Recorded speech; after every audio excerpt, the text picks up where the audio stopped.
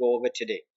And that is that from his fitna is that he will say to a Bedouin that, do you see, if I resurrect for you your father and your mother, will you testify that I am your Lord?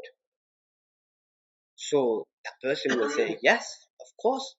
I miss my parents, I want to see them, and only Allah can resurrect people. So what will happen? Now, in the Ibarat this is mentioned, but I am going to remind you of what it is mentioned, or what we said the other day, وَإِنَّ مِن فِتْنَتِهِ, and it is from his fitnas that he will only have control over one person, that he will kill them and he will resurrect them again. So he will only have control over one person. He will physically and actually be able to kill one person and resurrect that person again. As for the others, we see there were a few narrations here that he'll go to different people and say, what if I resurrect your parents? What if I resurrect your brother? How will he won't have control. He won't actually be able to resurrect them. What will happen? فَيَتَمَثَّلُ لَهُ شَيْطَانَانِ فِي سُورَةِ أَبِيهِ وَأُمِّهِ, that the Dajjal will be aided and he will be helped by the devils. So when he says to them people that, or says to that Bedouin, should I resurrect your parents, will you believe in me?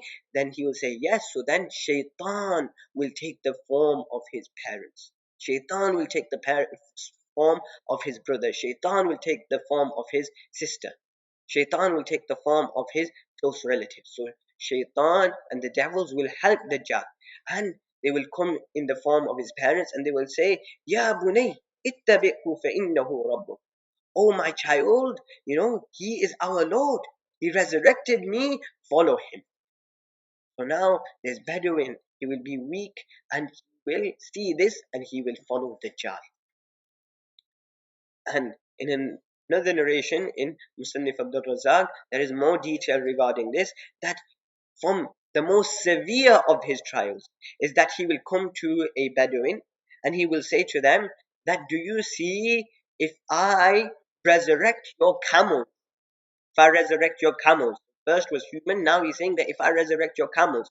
And actually before this, it gives us slightly more insight. Like I said to you, before the Dajjal, there will be 3 years where the sky will withhold its rain and it will withhold its vegetation, and as a result of that, it is mentioned in this narration that there will be no livestock, apart from that they will all die, because the animals will have nothing to eat.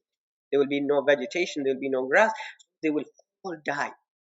So now the Dajjal is saying, what if I resurrect your camels again? Will you believe in me? Will you declare and bear witness that I am your Lord? So he will say, of course I will. So then as a result, فَيَتَمَثَّلُ لَهُ الشَّيْطَانِ, then Shaitan will take the form of his camel. And they will come in the form of his camels, in the best form of that camel. They will have the most full, their udders will be the most fullest that they have ever been. And their humps will be the greatest that they have ever been. So that Bedouin will now believe in Dajjal.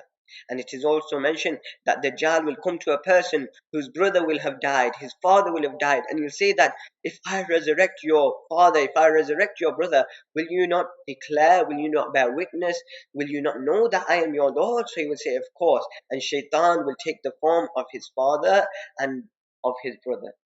From this we learn that Dajjal will be aided by Shaitan.